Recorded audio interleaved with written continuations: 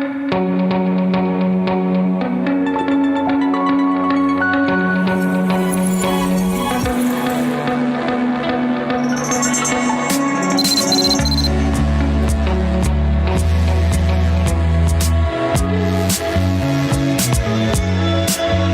right, 25 minutes before 11 o'clock. Thank you for tuning in. Nice looking day. I went to Ellis Island several years ago, and the reason I went there is because I wanted to see and try to imagine what it must have been like for my mom, for my uncle, and for my grandparents.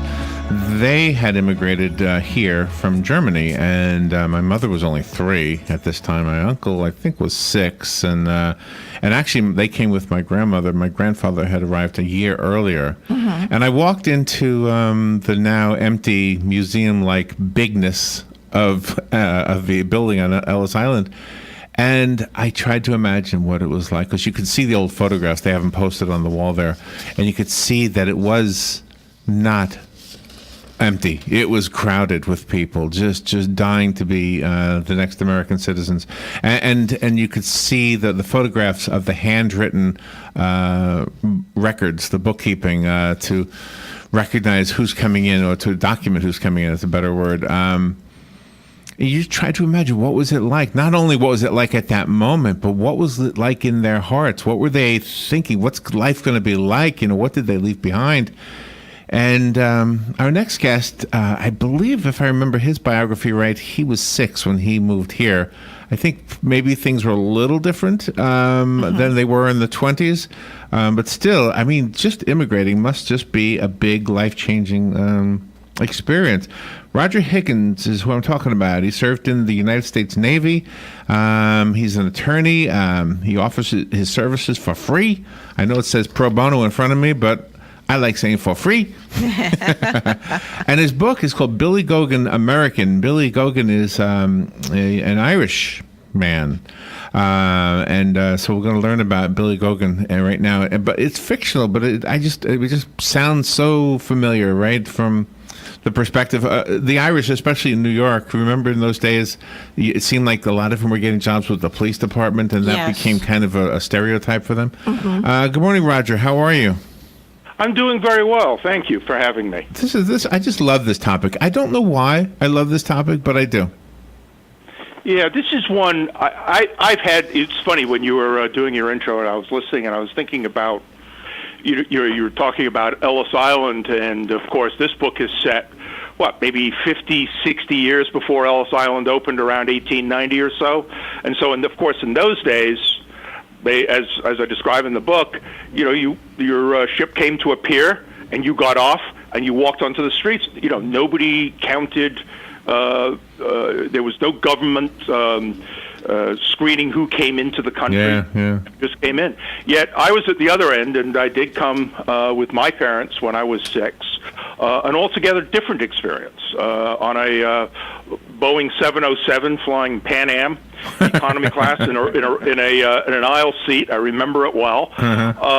And coming and being driven from Kennedy Airport out to wherever it was we were staying on Long Island, and just taking it all in, and how, even though I came from England, so my native tongue is English, and it's the only language I speak well, but even so, the sort of, and the way I've described this is sort of looking in a cracked mirror, and I felt it only once or twice since then. But this looking at a new world that looks so familiar to what I'd known before, but in so many subtle ways, just a little bit different. And I suppose it shouldn't shock one that even coming from Great Britain in 1963 to New York in New York of that era, there was a lot of change. It was different. I was different than everybody else in my class. It was that way for a while. You obviously don't have the British accent right now, but you must have had it when you were a child. Oh, my word, yes. So I showed up to school the first day, maybe a week later, and I what do you wear to school in March of 1963? Right. Well, you wear your blazer, your clip-on tie, the little hat that's with a button on the top of it, shorts, and polished black shoes and knee-high socks. All I can say is I had it all when I went home. Where did you go? That's all I'll say about that. In 1963, I was on Long Island. That's where I grew up. Where did you don't remember where you moved to? This was Smithtown. Smithtown, okay. So Sweetbriar Elementary School, right down the street. From, nice. It's now it's been closed for years. It's now a retired seniors center. I like how you go through the time frame in the book by looking back. Yes, I did that. Cold malice aforethought. So this is an origin story, Billy Gogan. Where did Billy come from? Why are we talking about him? And I originally conceived this book as really being a fairly short intro to what is now the sequel, which is coming out in November, which has Billy as a 17/18-year-old private in the Army. In fact, you can read the first chapter at the back of the book, so I'm not giving anything away here, and standing guard duty. And I asked myself, well, why is he there? And that's what led to the book that you guys have read that I published a couple of years ago, because I wanted a backstory as to why he was there. I wanted to have him be someone who was relatively well educated, but who had seen the harder side of life. And I wanted him educated so that there was some leavening, so he could tell his story, or at least, in my mind, he could tell his story. I mean, obviously one can take fictional license in a lot of different ways, and so that's what drove the story. And then I started doing some research and reading about Daniel O'Connell and the repeal year in Ireland in 1843-44, and that whole lead up to in the months and couple of years before the Great Hunger, the potato famine. Yeah, yeah. And I really just got lost in that, in the weeds of that for quite a long time, and I thought it was just a glorious way to start the book. Have him come out of that cauldron and into a brand new cauldron. You have a good sense of what needs to be in a story in order for it to feel real. And what I'm getting at here is that when you write a period piece, and we're going to be in a place and in experiencing the politics of the time or the living conditions of the time, there's also the simple human things like falling in love or scraping your knee, the things like that. Scraping your knee isn't in the book, obviously, but you know what I mean. I mean, just the normal human things that don't ever get included in history class, if you know what I mean. I like those details. It's kind of like watching a movie and realizing that Steven Spielberg put a shooting star in there somewhere. Mm-hmm. Yeah, I really did try to encompass and incorporate some of those ideas. What was it like there? What would you do? What would a young man such as Billy do? And I looked at it, perhaps not only through my own eyes. I have 3 grown sons, and I've got to tell you, I spent some time talking to them about character development and looking at it through their eyes, because when I started, they were all in their, this was about 10 years ago, and they were all in their early to mid-20s and still young enough that they were not very far removed from being a high school / college age. And, thinking about what would it be like? Yeah. What was the ship like? What was it? What was it like in school? I spoke to an English friend of mine who went to a public school about getting the feel for that opening scene where they're in the bog.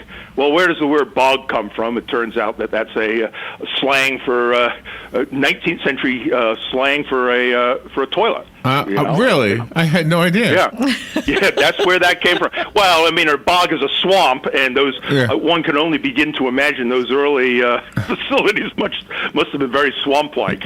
But isn't it amazing how little time has really passed since those days? Though it's not that long ago, really. no, it's not. It's 7 or 8 generations or so, I suppose. 175 years. No, it really is the beginning. It's in the first few decades of a recognizably modern world.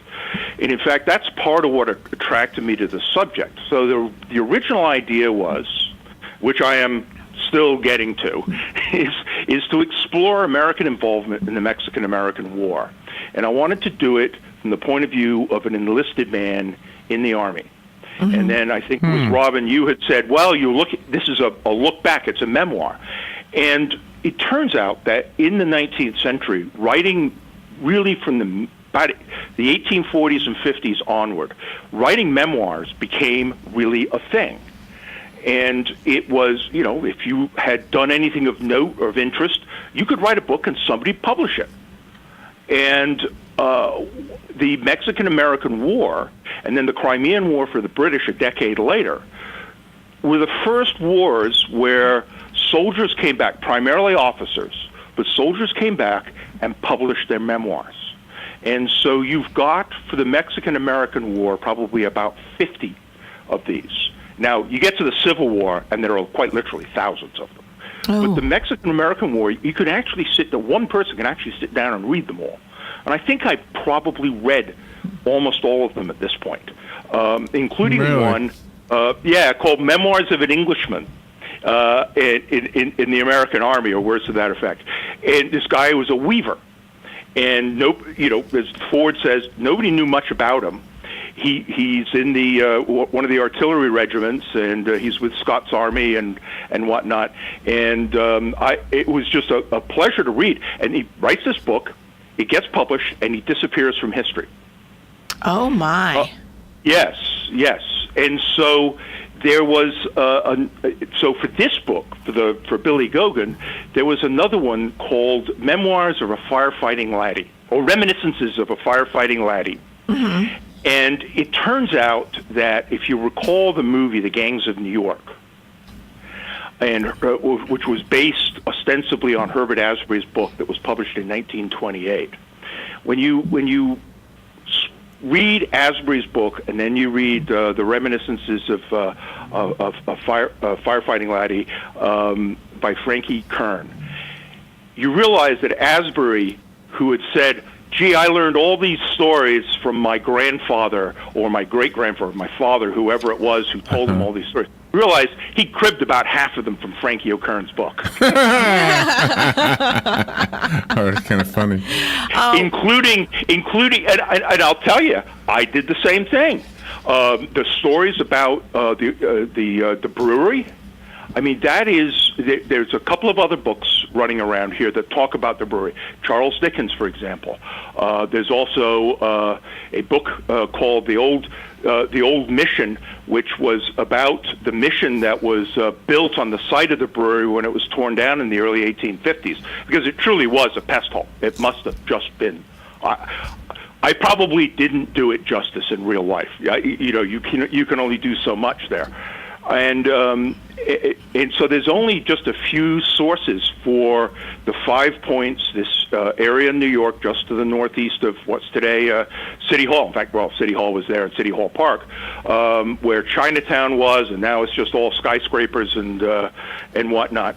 But there's just a few books, and there was a professor at George Washington named Tyler Anbinder, I think he's still there, who wrote, I think, as a thesis and then published as a book, a history of the 5 Points, starting in about 1800 and going through the end, when it was all torn down and paved over and whatnot.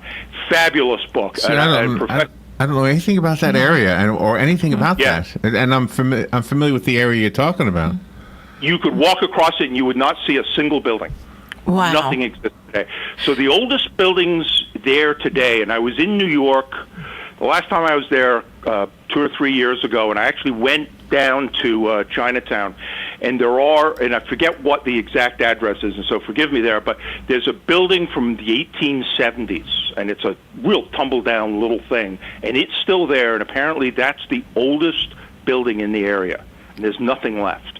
So unless you get to, so if you go out to City Hall Park, although that's smaller than it once was, that gives you a touch of the flavor of what it might have been like. Now you go down to Battery Park, for example, and that's completely different.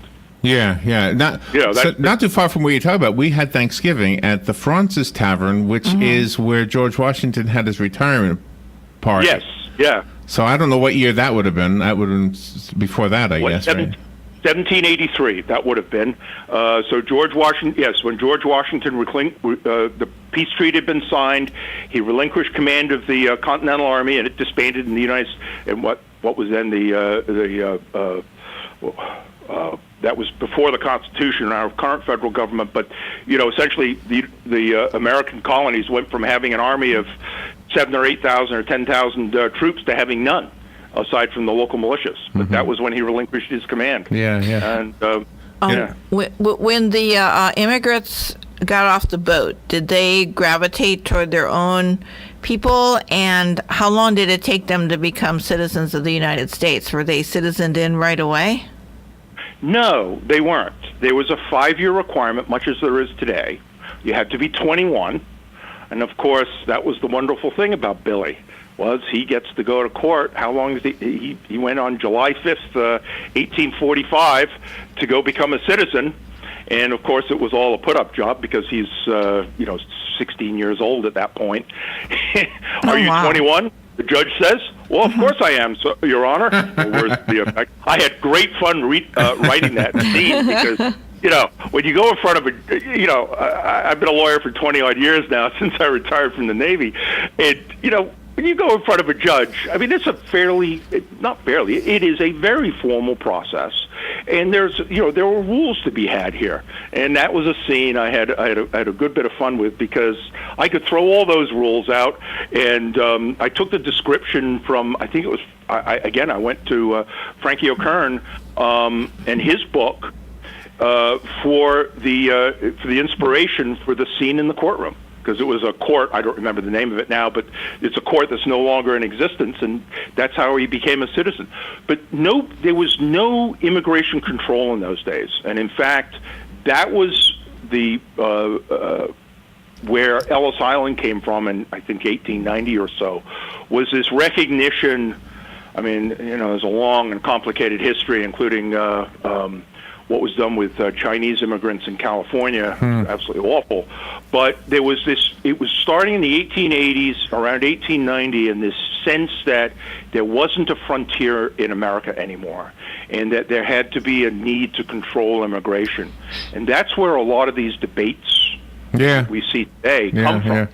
And again, you look back at the lot of the Irish in the 1840s, and there are some very wonderful books that I used. One of them called "The Wages of Whiteness," talking about the common experiences of early Irish immigrants in the 1830s, 40s, and 50s. Pre-Civil War kind of stuff, and that of African Americans, particularly in New York. It was debatable, quite frankly, as to who was lower on the social totem pole. Yeah, I've heard black that. or I've heard Irish. That. I heard that too. Yeah.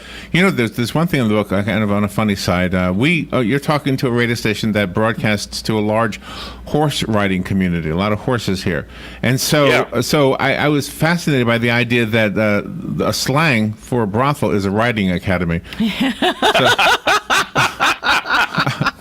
shall leave that to the listener's imagination. I am going to use that one sometime in the future. So if I take anything out of this interview, it's going to be that little bit of information. Well, So there, the idea of in terms of slang for brothels, right? It's the old saw,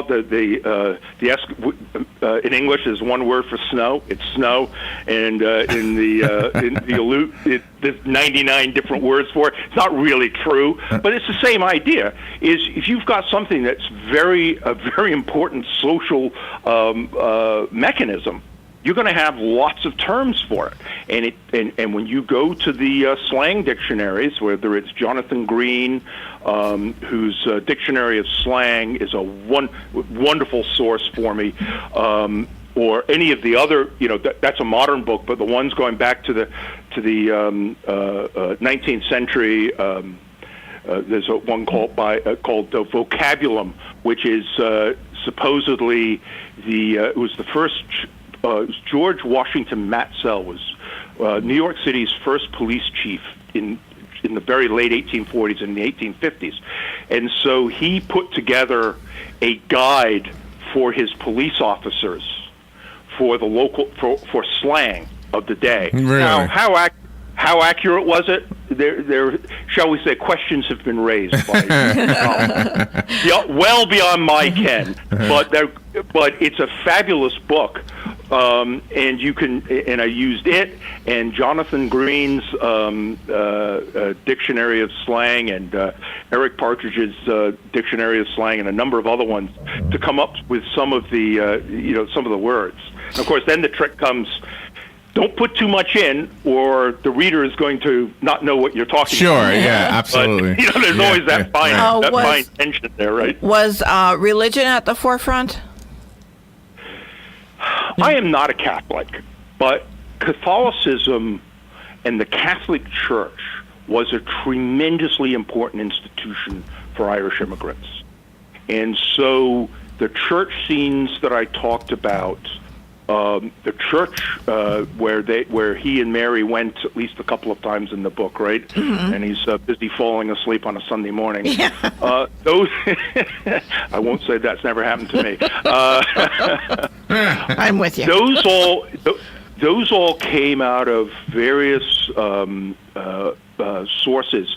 2 or 3 different ones, but that church, and I'm going to forgive me, the name's escaping me right now, but that church actually was quite an important institution for Irish immigrants in that time frame, and that congregation was a mixing of Irish and older Catholics who had come to the Americas earlier, and in fact that was a flashpoint. Catholicism was seen at the time as a very dangerous religion because the United States was primarily a Protestant country, and so Catholicism was seen in many ways not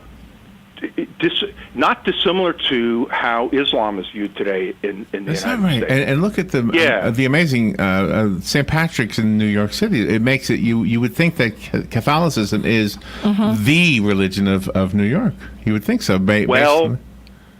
So that's you were talking about earlier. You mentioned the fact that the police force was primarily Irish by the 1870s and 1880s. New York didn't have a professional police force until the late 1840s. It didn't have a professional fire department until the 1850s. So all of those institutions come right after this period that we're talking about. I mean, it really was in those ways a very different era than our era today. The institutions where the Irish made their way through city government, through the police, through the fire department, and whatnot. I mean, they were in many ways were running New York City by 1900. And the same with Boston was very much the same way, and other large cities. Living here in Chicago. Chicago was a very Irish-run town for many, many years. I have enjoyed this interview so much. I'm looking at the clock and wishing we had another half hour. I have a copy of Billy Gogan, American, that I'd like to give away. It's the novel written by Roger Higgins, who you've been listening to the last 25 minutes or so.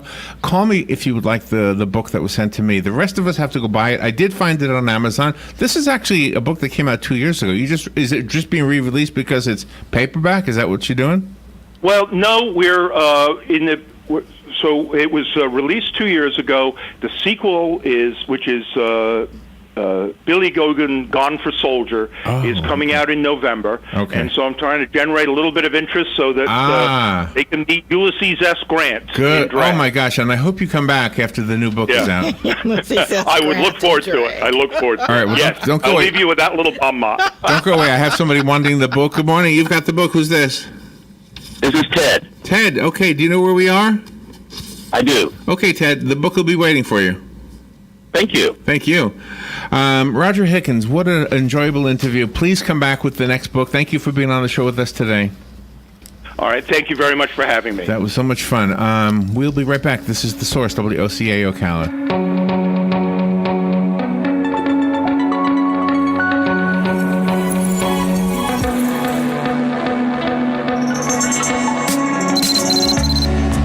Broadcasting from the Paddock Mall Studios, this is WOCA Ocala. Fox News Radio, I'm Chris Foster. The Supreme Court's hearing arguments for and against President Trump's ban on travelers from 7 countries. Fox's Jared Halpern's at the court. Opponents say it's a backdoor Muslim ban. The White House